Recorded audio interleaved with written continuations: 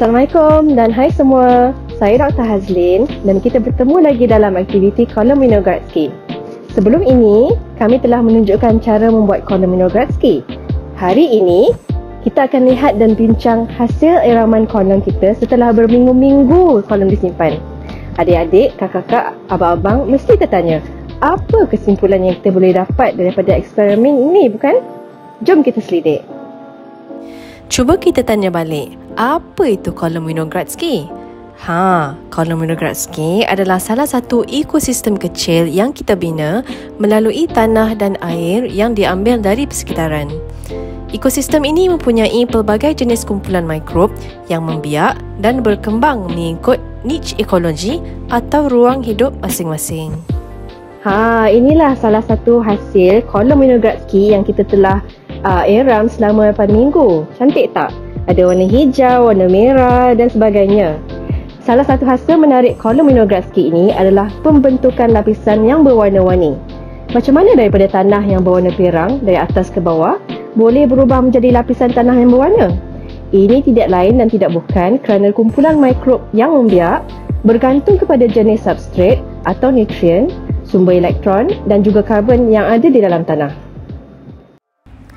Secara ringkasnya, lapisan yang paling atas selalunya berwarna kehijau-hijauan kerana di sinilah yang paling banyak mikrob menjalankan proses fotosintesis.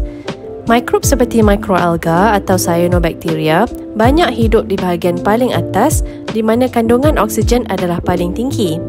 Mikrob yang lain yang tidak menjalankan fotosintesis tetapi masih memerlukan oksigen juga akan kebanyakannya membiak di bahagian atas. Semakin dalam kolom Winogradsky, semakin rendah kandungan oksigen yang ada. Jadi, di bahagian paling bawah lapisan kolom ini terdiri daripada mikrob yang bersifat anaerobik. Maksudnya, mikrob-mikrob ini tidak memerlukan oksigen untuk hidup dan mungkin sekali jika ada oksigen, mereka tidak boleh hidup. Jadi, bagaimana mereka melakukan proses respirasi? Mikrob di sini menggunakan bahan seperti sulfat yang ada di dalam tanah dan menukarkannya kepada gas hidrogen sulfida. Gas hidrogen sulfida ini pula digunakan oleh pelbagai kumpulan mikrob yang lain, contohnya bakteria sulfur hijau, bakteria sulfur ungu yang memberikan kita warna hijau dan ungu ataupun merah yang mungkin ada terhasil di dalam kolom kita. Kumpulan bakteria hijau atau merah ini juga mungkin menggunakan bahan organik yang lain, contohnya daripada kertas atau daun yang terdapat di dalam tanah. Mereka juga menggunakan cahaya untuk sumber tenaga. Jadi, kalau adik-adik telah menutup salah satu bekas untuk mengelakkan cahaya masuk, kebarangkalian tak ada bakteria berwarna merah atau hijau ini kerana sumber tenaga daripada cahaya tidak ada untuk mikrob tersebut membiak.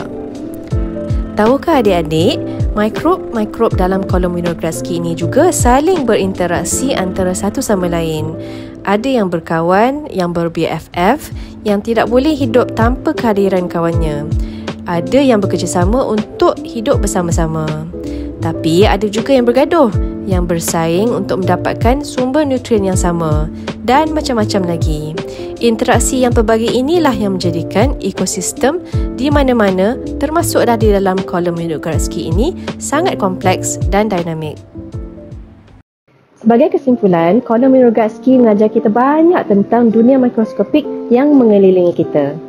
Penggunaan nutrien seperti karbon, sulfur, nitrogen dan juga sumber tenaga seperti cahaya oleh mikrob serta interaksi yang berlaku di antara mereka di dalam kolom Winogradsky adalah apa yang sedang berlaku dalam semua jenis persekitaran, tidak kisahlah dalam tanah ataupun air.